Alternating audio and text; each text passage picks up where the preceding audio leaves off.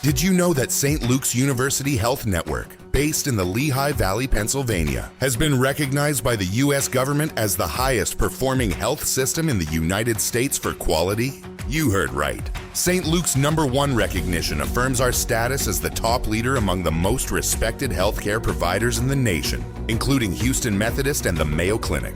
To state it simply, if you want to receive the best care when you go to a hospital, come to St. Luke's. Listen, all you New Yorkers. Taxi! Okay, man, we're looking around. This is the 77 WABC minicast.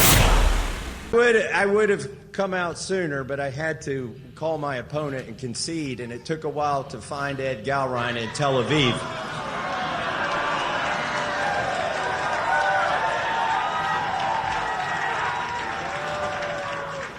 I did get the call through, though. I have called and conceded the race. We've been honorable the whole time, and we're going to stay that way. Yes, my friends, welcome to the Wednesday edition of Buzz 30's Rush Hour, the fastest hour in American media. That was Thomas Massie with a very snide and some are saying anti-Semitic remark after conceding, or as he conceded, his loss in the primary elections, which occurred in Kentucky, one of 6 states that held primaries last night. Ladies and gentlemen, special treat for all of us today, me included. She is in the house. All the goodness that one might or hope for is here today. The wonderfulness of our Princess Ness during the weakness. Well, the week, which rarely occurs, Ness. Princess Diana, welcome. How are you this afternoon? Oh, so happy to speak to you. Sir James, the Duke of Democracy, and we have had some democracy, have we not? We have had some big democracy this week. We are going to talk about China. That's one of the things we talked about over the weekend, and I do want to talk about that. But we have to start with the primaries last night. After the primaries last night, the probably most recognized political pundit of her ilk and generation, a woman who has expertise in everything from space lasers to, Marjorie Taylor Greene says the GOP's future has been destroyed after her friend and colleague, Thomas Massie, was defeated. Is that the way that you see things? The future of the GOP is now destroyed because Thomas Massie lost in Kentucky's 4th Congressional District to Donald Trump-backed challenger Ed Gallivan.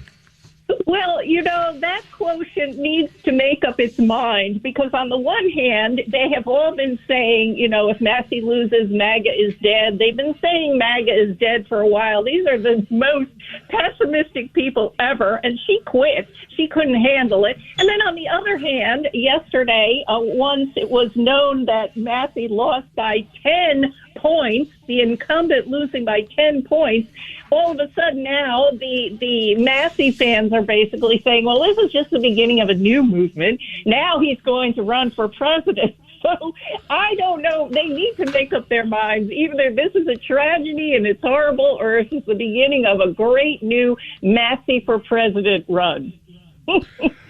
Well, okay, now let's talk about what has happened in the Senate, Princess.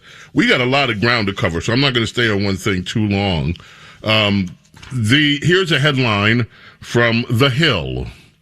Senate GOP expresses frustration, anger, sadness as Trump snubs Cornyn in Texas.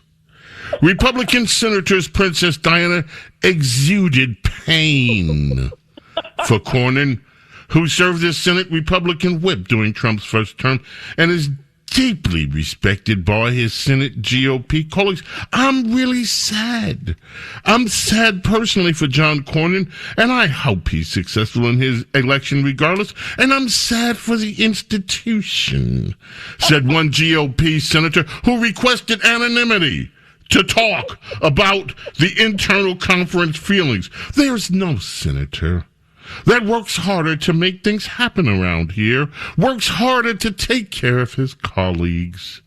The senator noted that the tradition in the past has been for the president and the National Republican Senatorial Committee to work together.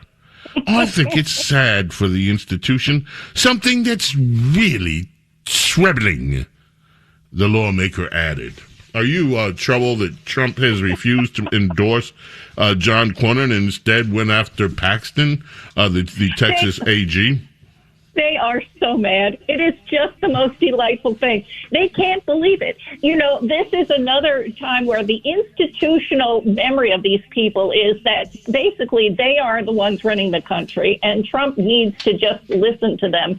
And so the fact that he endorsed, although he gave them how much more warning as far as what he needed to have done is he wanted the SAVE Act passed, and he basically set up a deal that they could keep Cornyn, who is a rhino of rhinos, and that Paxton would withdraw from the race if they would pass the SAVE Act.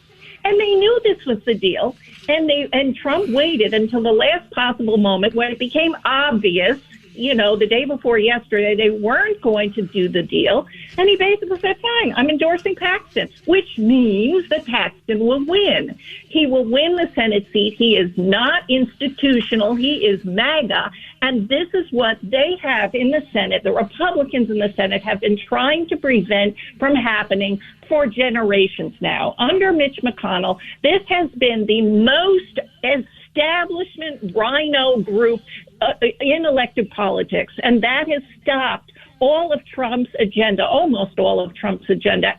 It just stopped what they could of it, and that has been their mission. And the fact now that it is breaking free thanks to MAGA and the pressure of MAGA and the strength of MAGA and the strength of Trump, this now is a new day in the Senate. And what we have is we have a rhino replacement theory. We've got John Cornyn, who is going to be gone. We have Bill Cassidy from Louisiana, who lost his primary to the Trump-endorsed Julia Letlow.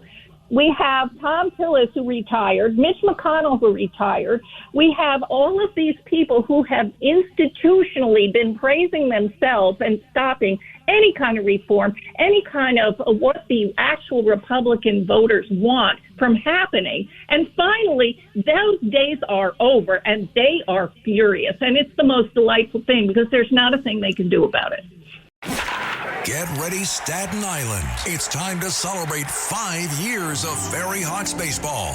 Friday, May 22nd at 7 p.m. it's Scout Night. This $16 ticket includes Ferry Hawks Special Edition 2026 Scout Patch. And for just $25 more, it's a Scout sleepover and breakfast the next morning. And post-game, all kids glow around the bases. Saturday, May 23rd at 1 p.m., it's Matinee Baseball. And Sunday, May 24th at 1:30 p.m., Matinee Baseball. Visit ferryhawks.com now to lock in your seats.